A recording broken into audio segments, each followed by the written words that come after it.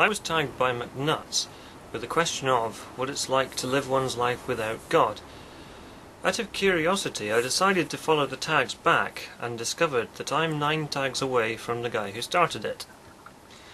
MacNutz was tagged by WildwoodClaire1, who was tagged by Bionic Dance, who was tagged by Cathonius, I'm not sure if I'm pronouncing that right, who was tagged by SandySweet575, who was tagged by Friendo, who was tagged by Losayo, who was tagged by Wolfwing1.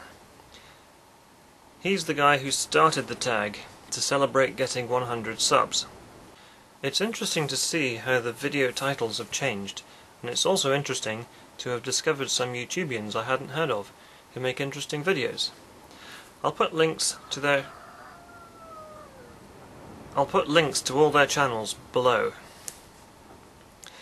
The Christian God has never been a big part of my life. Even when I was young, I didn't take religious claims at all seriously.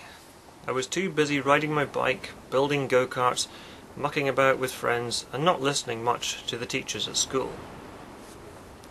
I assumed there was a God, because no one suggested otherwise, until I was a bit older. So the question can only really apply to my assumption that there was a creative intelligence or some higher plane of existence which I was denied access to. It didn't occur to me till much later on that such things were almost certainly imaginary. As a teenager, my uncle said something which stuck with me.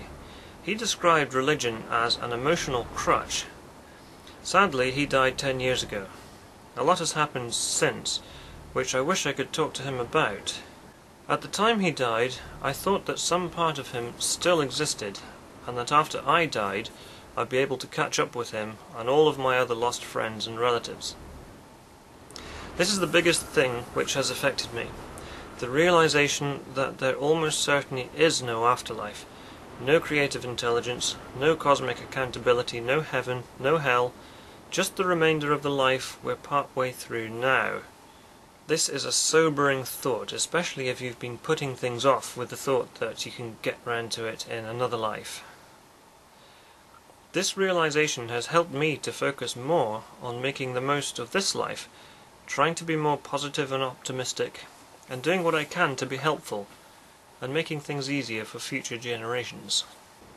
I think that everyone can agree that we are born into this world, we live our lives, we learn, we grow up, we get old, and then we die.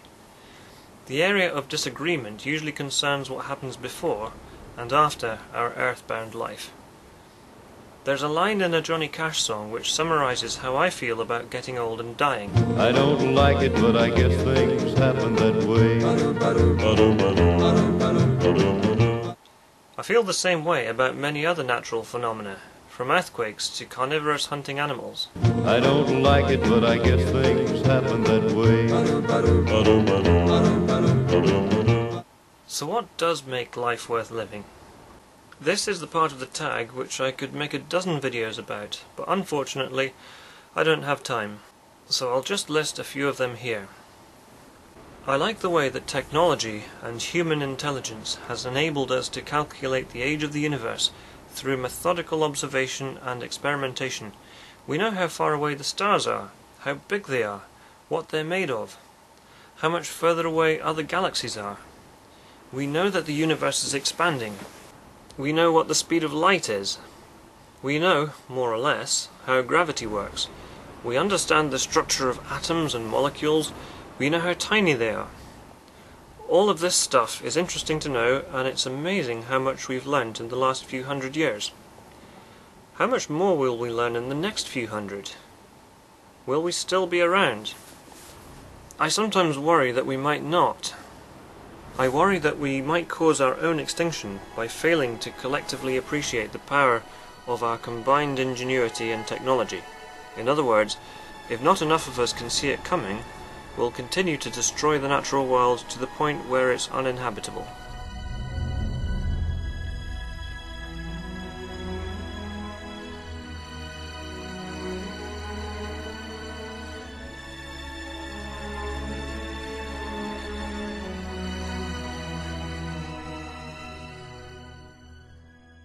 However, I'm hopeful and sometimes optimistic that we will be able to create a better future, and that there will continue to be a world worth living in for a long time yet.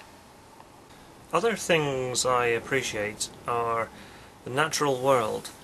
I like animals a lot, and I also include humans in that category. We have at Finlog Towers ducks, hens, cats, dogs, and a few sheep. So what else makes life worth living? As far as I'm concerned, the natural world is absolutely fantastic, and that includes plants and animals. Plants perform a very useful function. They suck carbon dioxide out of the atmosphere and turn it into something solid, which is pretty amazing, very useful. It means that the air we breathe is at just the right balance for our climate and to suit our lungs the way that they have evolved. So by changing the composition of the atmosphere, which is what is happening more rapidly now than in recorded history, we need to be careful that we don't alter the composition of the atmosphere to a point that we make ourselves ill. Animals are great too. They're good company. They don't do a lot of the selfish things which humans do, at least not in such a calculating way. Now time to pass the tag on. I'd like to tag Unassumption and Logical Thinker 667. Thanks for watching.